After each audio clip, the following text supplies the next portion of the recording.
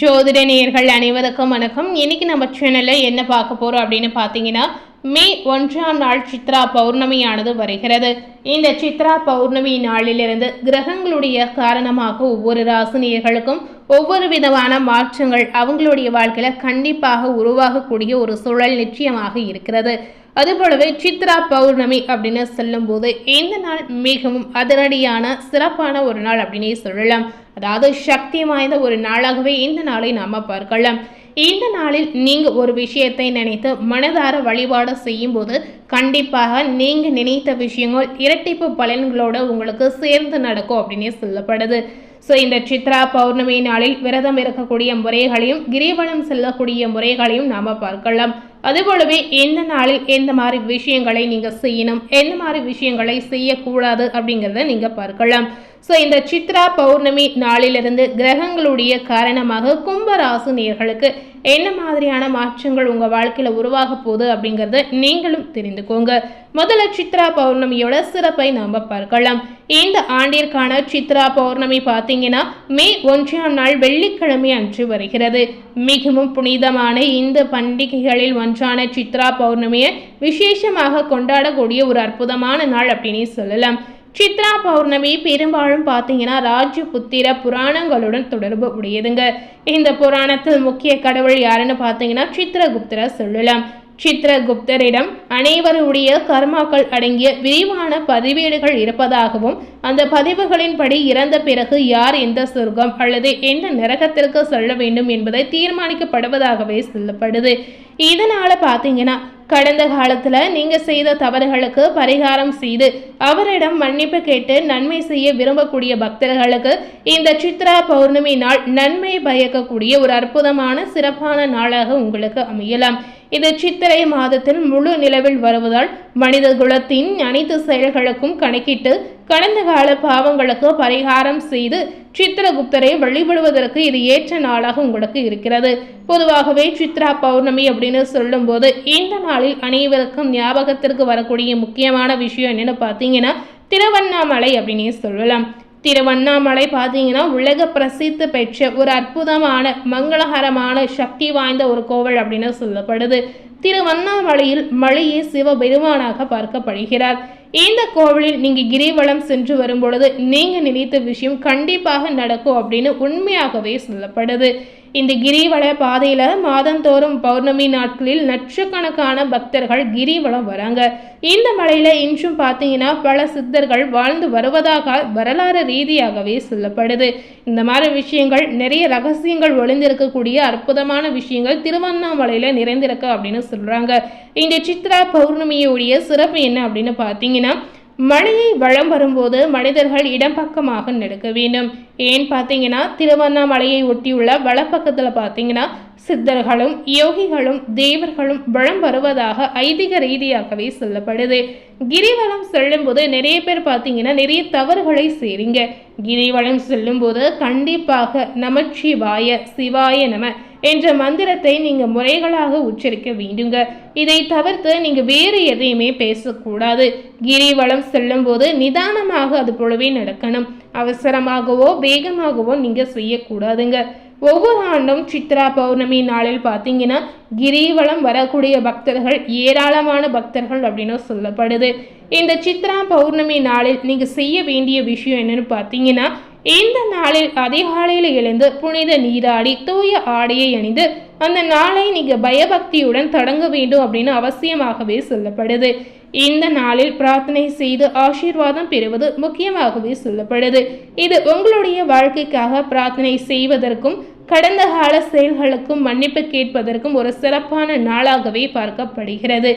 இந்த நாளில் விரதம் இருந்து சித்ரகுப்தரை மனதார நீங்க வழிபட்டு வந்தீங்கன்னா உங்களை பிடித்திருக்கக்கூடிய கர்ம வினைகள் நீங்கிடும் அப்படின்னு முழு நம்பிக்கையாகவே சொல்லப்படுது.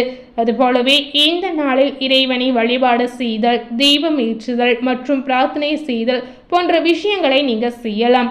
இந்த நாளில் விரதம் இருக்கக்கூடிய முறைகள் என்ன அப்படின்னு பார்த்தீங்கன்னா சித்ரா பௌர்ணமி தினம் முழுவதுமே உணவு எதுவும் அருந்தாமல் விரதங்களை மேற்கொள்ளலாம். முடியாதவர்கள் பழங்களை சாப்பிட்டு விரதங்களை மேற்கொள்ளலாம். குறிப்பாக விரதம் இருப்பவர்கள் உப்பு சேர்த்த உணவுகளை சாப்பிடவே கூடாதுங்க. அதுபோலவே பால், பிற பால் பொருட்களை சாப்பிடவும் கூடாது. ஸோ இந்த மாதிரி விஷயத்தை நீங்கள் நினைவில் வைத்து கொண்டு விரதங்களை மேற்கொள்ளலாம்.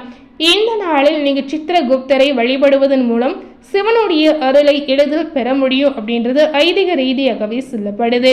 உங்களால் முடிந்தால் இந்த சித்ரா பௌர்ணமி நாளில் ஏதாவது ஒரு நெய்வேத்தியத்தை நீங்கள் படையலாக வைத்து வழிபாடு செய்யலாம்.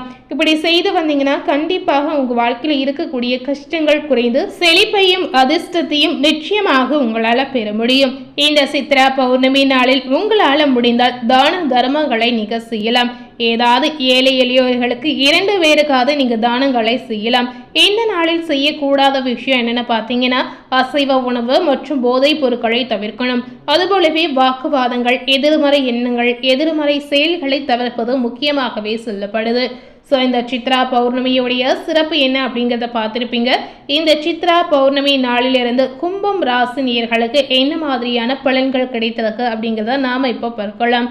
கும்பராசினியர்களுக்கு இந்த காலகட்டம் பார்த்தீங்கன்னா நீங்கள் எதிர்பார்த்த பலன் கிடைக்கக்கூடிய காலகட்டமாக உங்களுக்கு அமையலாம். வேலை தொடர்பான விஷயங்களில் சிறிய பிரச்சனைகள் உங்களுக்கு ஏற்படும். ஆனாலும் பார்த்தீங்கன்னா பெரிய பிரச்சனைகள் எதுவுமே இருக்காதுங்க. ஸோ இதனால் இந்த காலகட்டத்தில் நீங்கள் பயப்பட வேண்டிய அவசியமே உங்களுக்கு இருக்காது.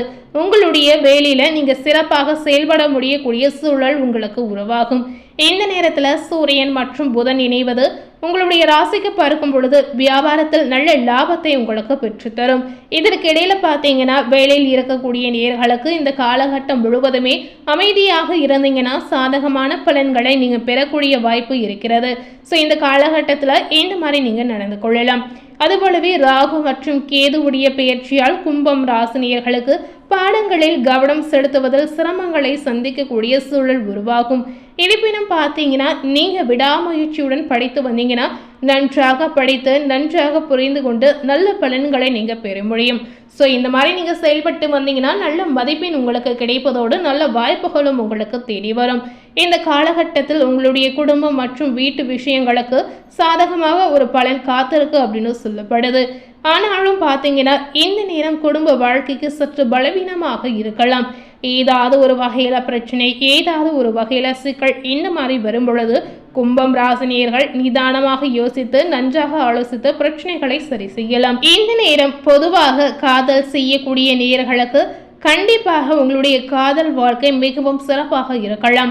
நிச்சயதார்த்தம் அல்லது திருமண தொடர்பான விஷயங்களை முன்னோக்கி நீங்கள் நகர்த்தலாம். இந்த மாதிரி விஷயங்களை நீங்கள் செய்யும் போது இந்த காலகட்டம் உங்களுக்கு சாதகமாக இருக்கிறது. திருமணம் தொடர்பான விஷயங்களில் முன்னேற விரும்பினால் கண்டிப்பாக பெரியவர்களின் ஆதரவை நாடி நீங்கள் முன்னேறலாம். இந்த விஷயத்தில் உங்களுக்கு சாதகமான பலன் நிச்சயமாக காத்திருக்கு.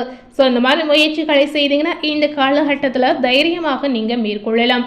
அதுபோலவே கும்பம் ராசினியர்களுடைய நிதி கண்ணோட்டத்தில் பார்க்கும் பொழுது இந்த காலகட்டம் நன்றாகவே இருக்கிறது. ஆனாலும் பார்த்தீங்கன்னா சேமிப்பு கண்ணோட்டத்தில் பார்க்கும் பொழுது சராசரியான பலன் மட்டுமே உங்களுக்கு கிடைக்குங்க. தேவையற்ற செலவுகளை தவிர்த்தால் உங்களுடைய பட்ஜெட் சீராக இருக்கலாம். ஸோ இந்த காலகட்டம் முழுமையாகவே நீங்க பட்ஜெட் போட்டு செலவு செய்து வரும் பொழுது கண்டிப்பாக உங்களுக்கு பண ரீதியான பிரச்சனைகளை ஏற்படாது. ஸோ காலகட்டத்திற்கு ஏற்றவாறு நடந்து கொண்டாலே உங்களுக்கு வரக்கூடிய பாதிப்புகளை பாதியாக நீங்க குறைக்கலாங்க. இந்த நேரம் பார்த்தீங்கன்னா உங்களுடைய உடல் நலம் குறித்து கவலைப்பட எந்த காரணமும் இல்லை அப்படின்னு சொல்றாங்க. ஸோ உடல் ரீதியாக பெரிய அளவில் பாதிப்பு உங்களுக்கு ஏற்படாது. ஏற்கனவே உள்ள உடல்நல பிரச்சனைகள் குறையக்கூடிய வாய்ப்புகளும் இந்த காலகட்டம் உங்களுக்கு ஏற்படுத்தி கொடுக்கலாம். ஸோ உடல்நல பிரச்சனைகள் குறைவதால் நீங்கள் அலட்சியமாக இருக்கவே கூடாதுங்க. அதுபோலவே உங்களுடைய ஆரோக்கியத்தை நன்றாக பார்த்து கொள்வது முக்கியமாக சொல்லப்படுது.